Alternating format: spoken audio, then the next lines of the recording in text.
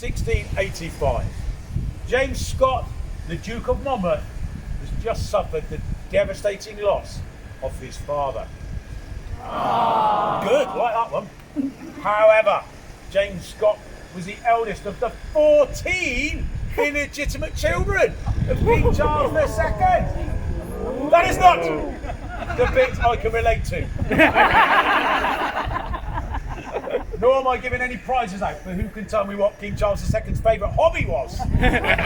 However, James Scott was a very handsome and popular young man. And he was persuaded to stake his claim to the throne of England by virtue of the fact that his uncle, James II, was a Roman Catholic. Now, to press home his claim to the throne, he landed in the West Country of England.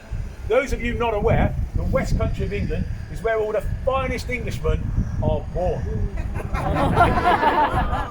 Liking you even more, ladies and gents. And then he marched in and out, gathering popular Protestant support in what is now known as the Monmouth Rebellion. But that revolt was crushed at the Battle of Sedgemoor on the 6th of July 1685. That's when the famous Judge Jeffrey came into being, because he took 2,600 men to trial, executed 200 of them, and sent the rest to live in the Caribbean. You win some, you lose some, ladies and gents. But the Duke, he'd already escaped the battlefield. He evaded capture for a week until he was found hiding in a ditch. Now, I'll have that back a minute. Now, condemned to death in his absence, there was no need for any trial. So you can probably guess where I'm going with this. I'm going out from here, up onto Tower Hill for a bit more. Choppy choppy. However, if you are of a slightly nervous disposition, you may wish to pop your pinkies in your ears for this next little bit. Because this one turned out to be the bloodiest execution ever to take place in English history. So far. Because the executioner was a man called Jack Ketch. Jack Ketch was a well-known executioner, but he was also a local butcher and a partaker of fine ale.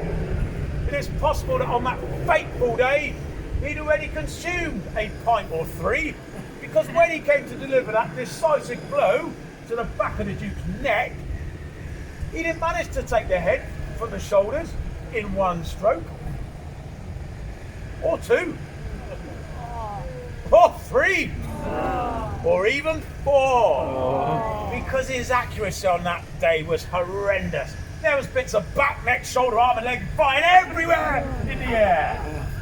It was worse than any US Ryder Cup golfer you've witnessed. Worse than any Australian test batsman or bowler. There was bits going everywhere. And it's not until that fifth stroke of the axe that finally he gets a decent connection in and causes the head to go. But then it was just kind of hanging there, like swinging in the breeze. And he had to draw out his own personal butcher's carving knife to get through those final bits of bone and tissue and sinew and muscle to cause that head to go to the floor.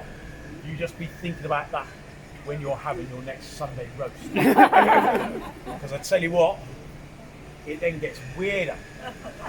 Because after that's all happened, we brought both his body and his head back into the tower. We sewed them back together again, propped him up in a chair, made a painting of him, and then buried him in an unmarked grave.